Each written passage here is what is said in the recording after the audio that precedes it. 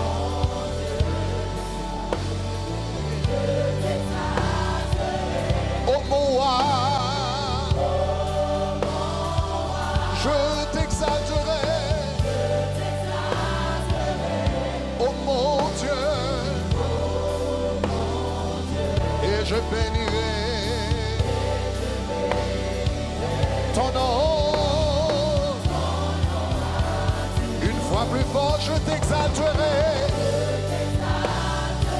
Seigneur, nous t'exaltons au nom de Jésus. Nous te glorifions au nom de Jésus de Nazareth. Nous te magnifions parce que tu ne changes pas. Tu restes le même d'éternité en éternité. Tu es celui qui est grand. À toi, Seigneur, appartiennent l'honneur, la louange, l'adoration, la magnificence à jamais. Je t'exalterai. Oh mon Dieu, je t'exalterai. Oh mon roi, je t'exalterai. Oh mon Dieu, et je bénirai.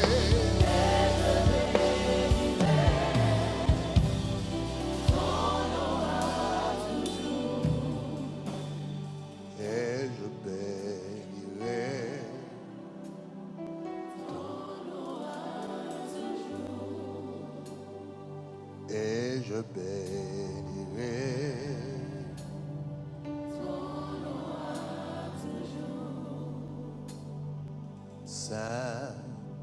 Saint-Esprit, nous t'invitons à régner sur cette journée.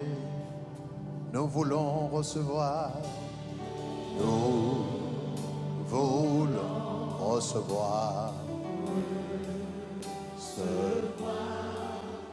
tout ce que tu veux nous donner. Dis Saint-Esprit, Saint-Esprit,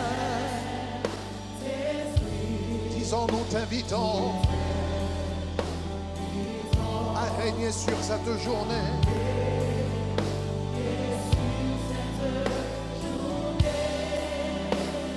Nous voulons recevoir,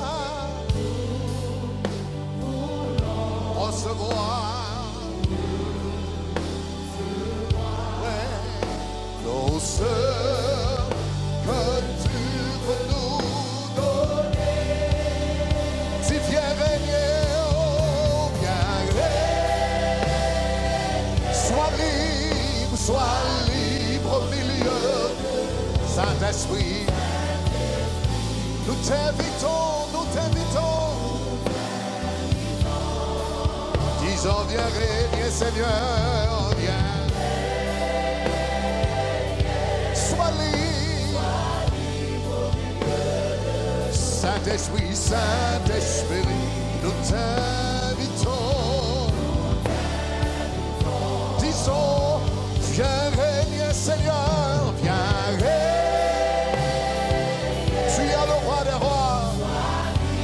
Le Seigneur des Seigneurs, le Dieu des dieux.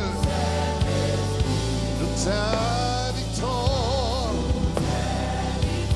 Viens régner, Seigneur, dans notre vie, au Père. Sois libre. Saint-Esprit, Saint-Esprit,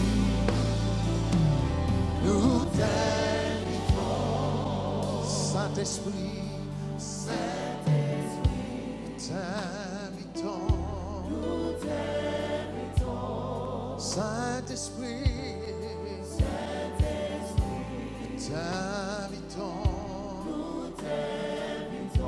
Saint-Esprit de Dieu, nous t'invitons maintenant au nom de Jésus. Nous t'invitons à prendre le contrôle de notre vie. Nous t'invitons ce matin à prendre le contrôle de notre destinée.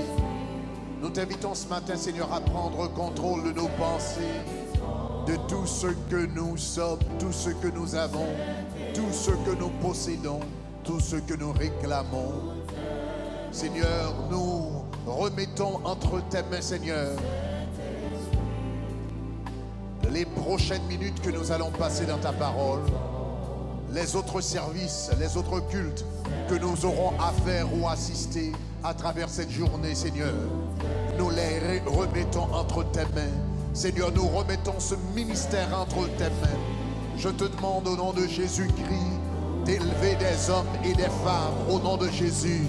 Je te demande d'élever des serviteurs, Seigneur, qui possèdent un cœur, Seigneur, qui possèdent des serviteurs purs, Seigneur, qui ont un cœur de pureté, un cœur de reconnaissance, un cœur de sainteté pour faire ta parole. Seigneur, nous remettons entre tes mains tous nos campus au nom de Jésus de Nazareth. Nous t'invitons ici à Miami au nom de Jésus. Nous t'invitons, Seigneur, au Cap-Haïtien. Nous te demandons à prendre le contrôle du campus de Cap-Haïtien au nom de Jésus. Je te demande au nom de Jésus de prendre le contrôle du campus de Port-au-Prince au nom de Jésus. Glorifie ton nom. Je te demande, Seigneur, à prendre le contrôle du campus de New York et toutes les cellules que nous avons, Seigneur, soit au Canada, soit en Guyane française, Seigneur, soit à Orlando, soit à West Palm Beach au nom de Jésus. Nous te demandons de les remplir de ta puissance au nom de Jésus. Nous te demandons de les remplir de ta grâce au nom de Jésus. Nous t'invitons à prendre le contrôle. Prends le contrôle de nos pensées, Seigneur. Prends le contrôle de nos inclinations. Prends le contrôle de nos désirs, Seigneur. En ce mois-ci où nous parlons du service, nous t'invitons dans notre vie à prendre le contrôle de nos cœurs. Nous te demandons de nous élever comme des serviteurs. Nous te demandons de nous donner un cœur de service au nom de Jésus de Nazareth. Donne-nous un cœur qui soit prêt à servir nos prochains. Donnez-nous un cœur qui soit prêt à servir les autres. Donnez-nous un cœur qui soit prêt à servir le peuple de Dieu. Donne-nous un cœur qui soit prêt à servir notre pays. Donne-nous un cœur qui soit prêt à servir notre pays. Donne-nous un cœur qui soit prêt à servir notre communauté. Donne-nous un cœur qui soit prêt à servir la famille de Christ. Donne-nous un cœur qui soit prêt à servir notre partenaire dans le mariage. Donne-nous un cœur qui soit prêt à servir nos enfants au nom de Jésus. Accorde-nous de l'humilité pour te servir. Accorde-nous l'amour de Dieu pour te servir. Accorde-nous la grâce de Dieu, Seigneur, pour te servir. Fais-nous, Seigneur, des serviteurs fidèles pour la gloire de ton nom. Au dernier jour, tu diras, fidèle serviteur. Au dernier jour, tu ne diras pas fameux serviteur. Au dernier jour, tu ne diras pas célèbre serviteur. Au dernier jour, tu ne diras pas grand serviteur. Mais tu diras, bon et fidèle serviteur. Nous te demandons de nous accorder la fidélité. Accorde-nous la fidélité même dans la petite chose. Accorde-nous la fidélité même dans les détails. Accorde-nous la fidélité même dans les tâches les plus simples. Accorde-nous la fidélité même dans les responsabilités les plus minimes. Pour la gloire de ton nom, Saint-Esprit. Oh, élève ton église, élève ton peuple. Élève tes enfants au tabernacle de gloire, Seigneur. Élève tes serviteurs dans tous les campus, Seigneur. Élève, élève, élève, élève, élève. Élève, élève, élève, élève. Saint-Esprit de Dieu, nous t'invitons. Oh, Saint-Esprit de Dieu, nous t'invitons. Saint-Esprit de Dieu.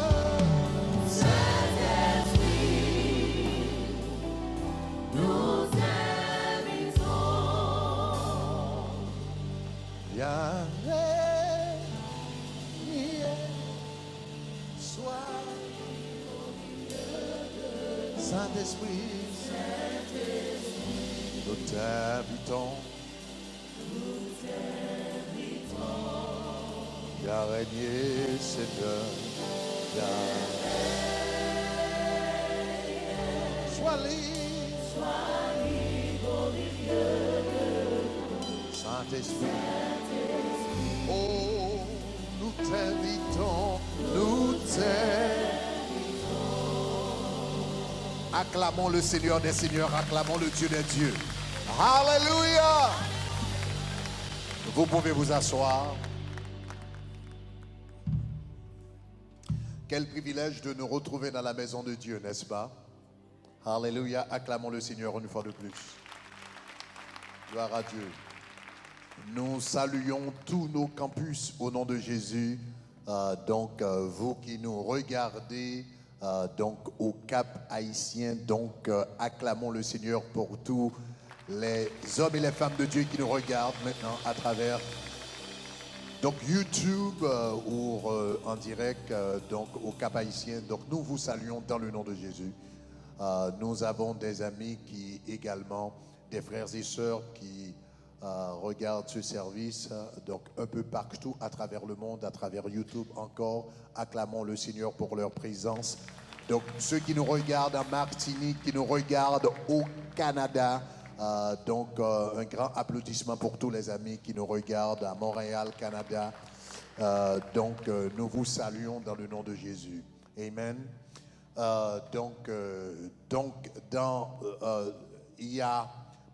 Laissez-moi vous annoncer tout d'abord que ce vendredi, nous aurons pour la première fois, au fait, c'est la première nuit de Shekinah à Port-au-Prince, Haïti.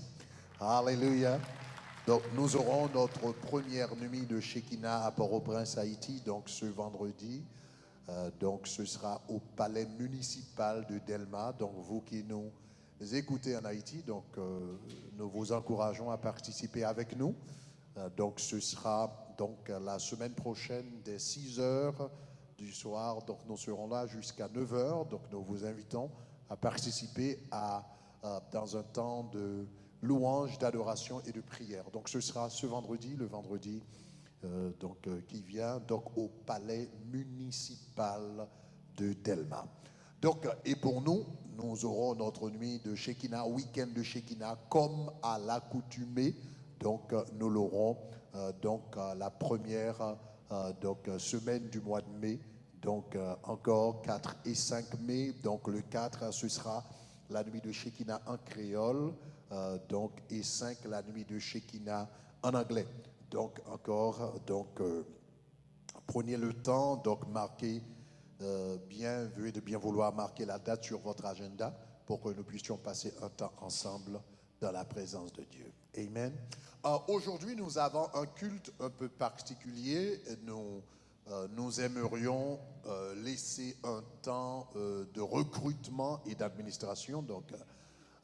Étant donné que nous vous parlons de service ce mois-ci, nous vous donnerons l'opportunité de servir dans l'œuvre et le travail de Dieu. Je vais être un peu direct et court, mais j'espère que les mots que nous allons partager pourront vous servir de bénédiction. Ce mois-ci, comme nous disons, l'idée c'est la vie de Dieu dans notre ministère. Et je vous avais dit la semaine dernière que le mot ministère vient du mot latin ministerium, qui signifie service. Donc, quand nous parlons du ministère, nous parlons du service. Le ministre n'est rien d'autre qu'un serviteur de Dieu, un serviteur des enfants de Dieu ou serviteur des citoyens d'un pays. Donc, le mot ministre signifie serviteur. Donc, nous parlons de service ce mois-ci. La semaine d'avant, nous avions vu que Dieu nous a appelés à être roi, sacrificateur et roi en même temps. Servir, c'est faire quelque chose au bénéfice de Dieu ou au bénéfice des autres. Et Dieu nous appelle à être des sacrificateurs rois. En tant que sacrificateurs, nous servons dans la maison de Dieu, et en tant que roi, nous servons à l'extérieur. Donc sacrificateurs, nous servons à l'intérieur de la maison, et roi, nous servons à l'extérieur de la maison.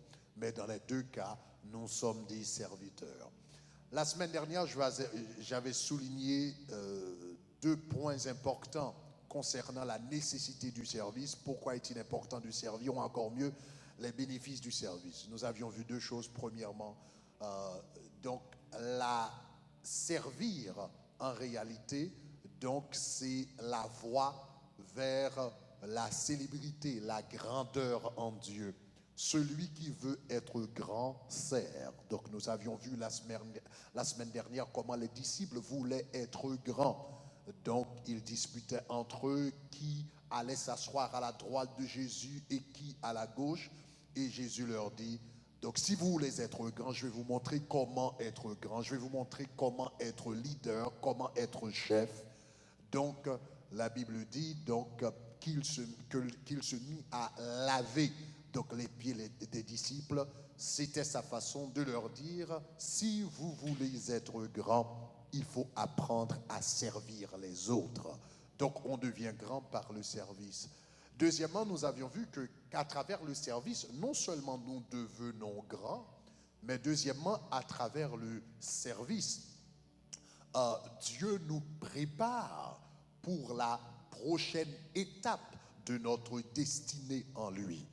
Donc, quand Dieu a un but, quand Dieu a un projet pour nous, il ne commence pas en haut de l'échelle, il ne commence pas au sommet, il ne commence pas au zénith, il commence en bas de l'échelle. Donc, il commence à la première étape. Donc, ainsi, on gravit des étapes avec Dieu pour que Dieu puisse s'assurer que nous ayons le caractère qui puisse réellement supporter supporter le succès que nous aurons un peu plus tard dans notre vie. Donc, nous avions vu par exemple Joseph, quand Dieu avait l'objectif donc de le placer comme premier ministre en Égypte, mais il a commencé tout d'abord avec Joseph en tant que serviteur, ou encore mieux en tant qu'esclave dans la maison de Potiphar. Esclave, prisonnier, puis il est arrivé donc à la destinée que Dieu avait donc à cœur pour lui. Donc, à travers le service, Dieu nous forme, Dieu nous prépare pour la prochaine étape de notre vie. Aujourd'hui, je voudrais souligner un autre bénéfice du service. Donc, premièrement, le service, c'est la voie à la grandeur. Deuxièmement, le service, c'est un moyen de formation. Dieu nous forme à travers le service. Aujourd'hui, nous allons regarder quelque chose d'autre. Le service également, le service nous apporte quelque chose d'autre, mais au lieu de le dire, je voudrais vous le montrer dans la Bible. Donc, tournez avec moi dans Ésaïe, chapitre 49, le verset 7. Regardez Ésaïe, chapitre 49, le verset 7. Au fait, ce verset, c'est un verset que nous citons assez souvent. Ésaïe 49, verset 7. Lisons ensemble.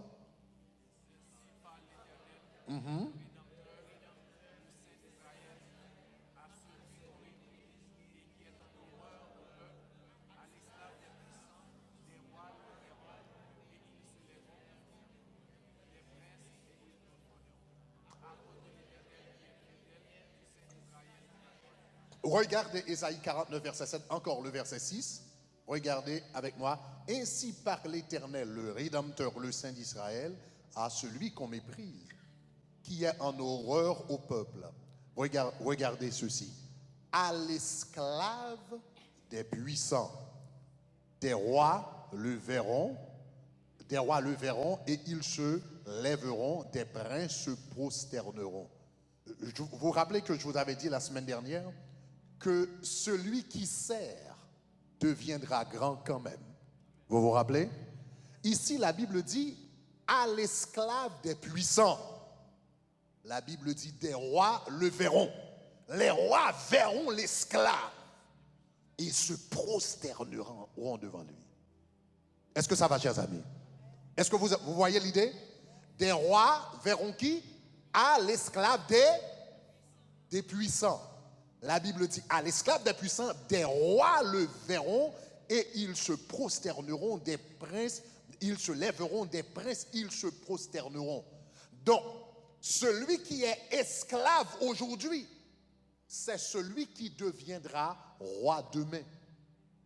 Joseph était esclave à un moment donné. Joseph était esclave au commencement de sa vie. Mais à la fin de sa vie, tous les Égyptiens se prosternaient devant lui. Est-ce que ça va, chers amis? Donc je vous avais dit la semaine dernière, celui qui sert aujourd'hui deviendra grand demain. Regardez un autre verset très important, et c'est peut-être le verset le plus important que je voulais signaler aujourd'hui, Ésaïe 54, le verset 17. Lisons ensemble.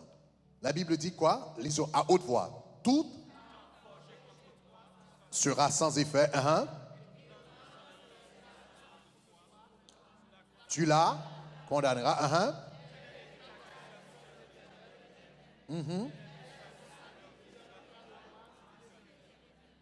Premièrement, le service amène à la grandeur. Deuxièmement, à travers le service, Dieu nous forme. Troisièmement, à travers le service, Dieu nous protège. Le service nous assure et garantit la protection de Dieu dans notre vie. Regardez encore le verset. Dans Ésaïe 47, nous citons ce verset souvent. Ésaïe 54. Toute arme forgée contre toi sera sans effet et toute langue qui s'élèvera contre toi. Le texte dit, en justice contre toi, tu la condamneras. Mais on ne prête pas attention à la deuxième partie du verset. La deuxième partie du verset dit, cette protection, Dieu la garantit à qui? Tel est l'héritage. La protection dont il est question dans ce texte, c'est l'héritage des serviteurs de l'Éternel. Ce n'est pas une protection qui est donnée à tous. Cette protection, quand la Bible dit toute arme forgée contre toi sera sans effet et toute langue qui s'élèvera contre toi, mais la Bible dit cette protection est garantie à un groupe de personnes bien déterminées. Et tel est l'héritage des serviteurs de l'Éternel. Donc voilà une autre raison pour laquelle il faut servir Dieu. Donc quand vous mettez votre temps, votre talent, votre capacité intellectuelle à la disposition de Dieu, l'une des bénédictions que nous recevrons, c'est la protection de Dieu. Vous voyez, dans Éphésiens chapitre 6, l'apôtre Paul parle des armes spirituelles du croyant. Et l'apôtre Paul décrit l'armure du croyant et il parle des différentes pièces de l'armure. C'est pourquoi par-dessus tout, prenez, tout d'abord, il parle de la cuirasse de la justice, il parle du bouclier de la foi, il parle de la ceinture de la vérité, etc. Mais l'une des choses qu'il a mentionnées comme arme défensive, à côté de l'épée de l'esprit, à côté de la cuirasse de la justice, à côté du bouclier de la foi, à côté du casque, c'est ça, du casque du salut, l'une des choses qu'il mentionne, c'est le zèle que donne l'évangile de paix. Donc l'évangile, le zèle de l'évangile, c'est une arme défensive comme le bouclier. Le zèle de l'évangile, c'est une arme défensive comme la ceinture de la vérité. Le zèle de l'évangile, c'est une arme défensive comme la cuirasse de la justice. Le zèle de l'évangile, c'est une arme comme l'épée de l'esprit. En d'autres termes, celui qui met son temps, ses talents, ses capacités à la disposition de Dieu est protégé. Donc la Bible dit, c'est le zèle que donne l'évangile de paix. Toute arme forgée contre toi sera sans effet. Toute langue qui s'élèvera en justice contre toi, tu la condamneras. Tel est l'héritage des serviteurs de l'Éternel. Maintenant, par contre, quand il y a de la paresse spirituelle, cela représente un danger pour le croyant. Regardez avec moi 2 Samuel chapitre 11 verset 1er. 2 Samuel chapitre 11 verset 1er. 2 Samuel chapitre 11, verset 1er.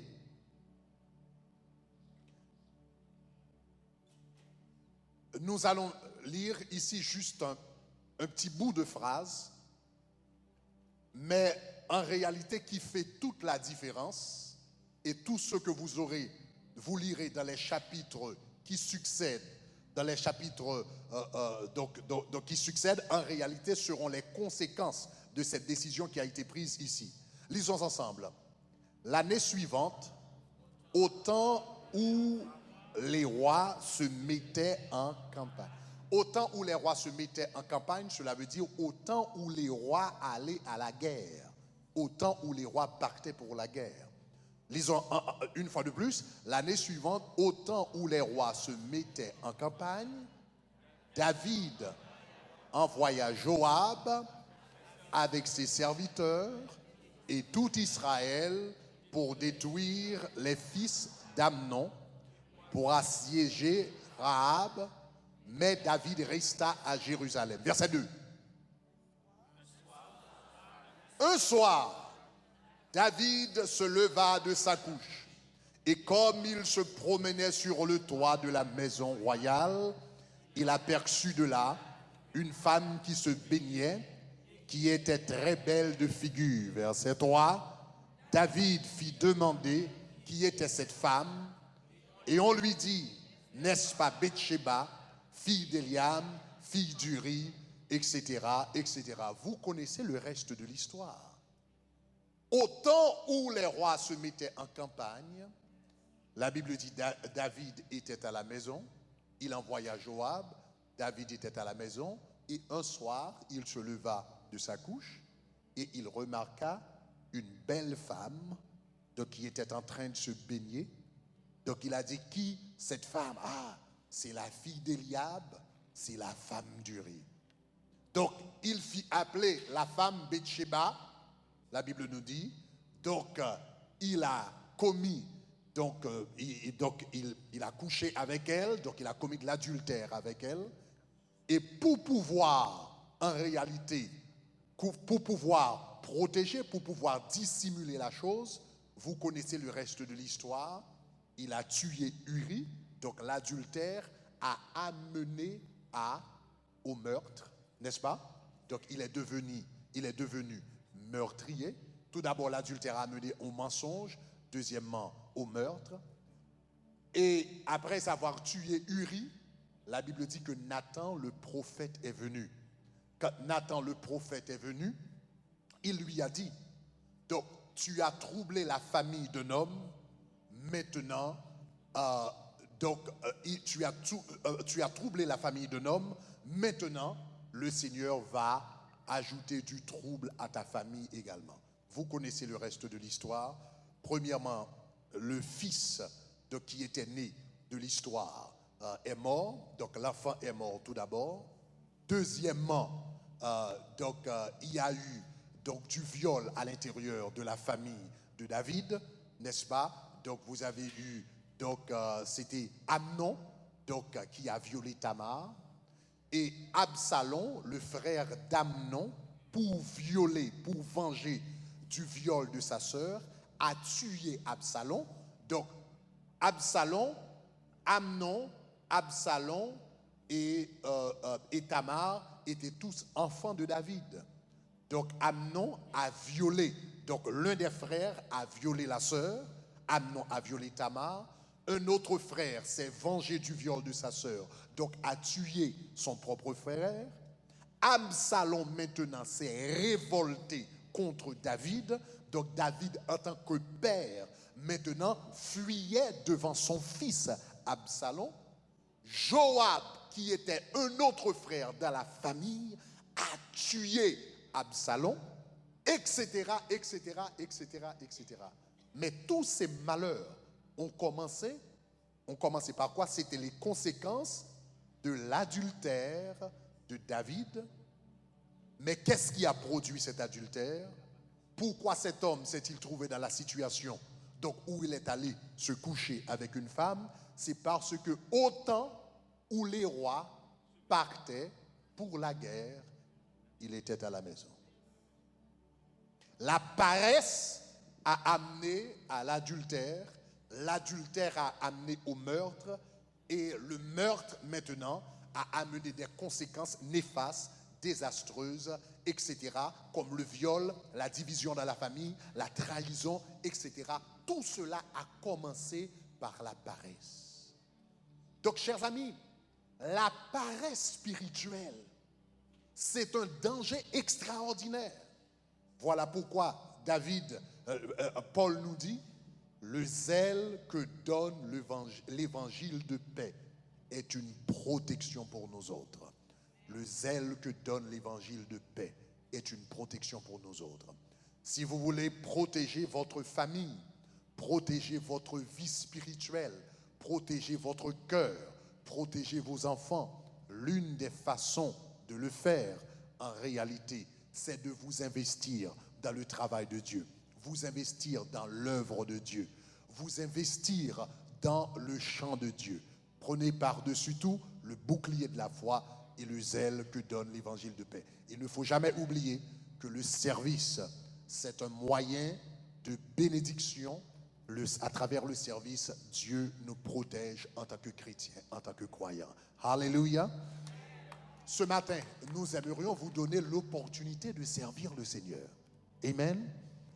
Nous allons, donc c'est une journée assez intéressante, nous allons vous donner l'occasion de servir. Donc je vais appeler les différents leaders que nous avons et vous aurez la chance de connaître, d'avoir une idée générale des différents ministères qui sont disponibles et de cette manière vous pouvez servir. De cette manière vous pouvez servir. Maintenant pour vous qui nous regardez à la maison, donc si vous êtes membre d'une église, je vous encouragerai également à servir dans votre église.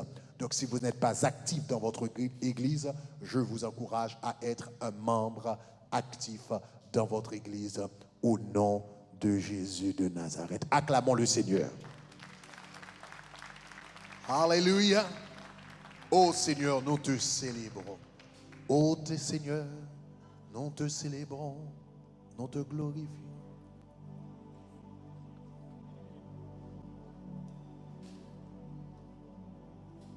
Je me livre totalement.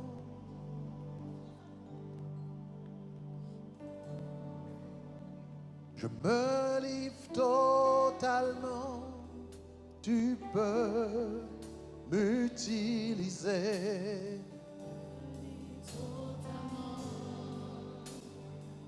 Je me livre totalement. Je me livre. Totalement. Tu peux m'utiliser. Je me livre totalement. Je me livre totalement, Seigneur.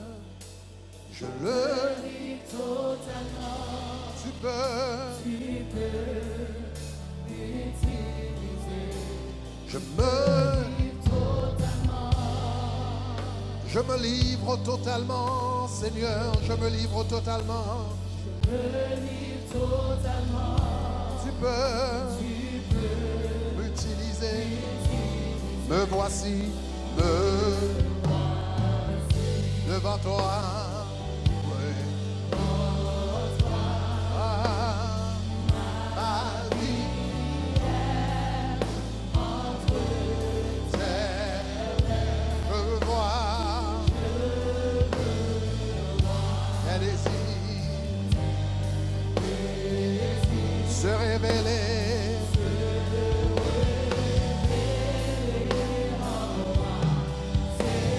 Chantons-le comme une prière. Devant toi, ma vie est entre tes mains.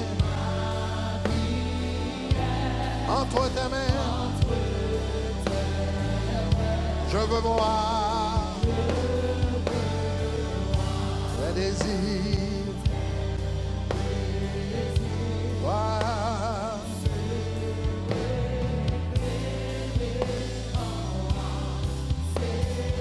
Je me livre totalement. Dis disons, je me livre totalement, Seigneur, je me livre totalement. Je me livre totalement.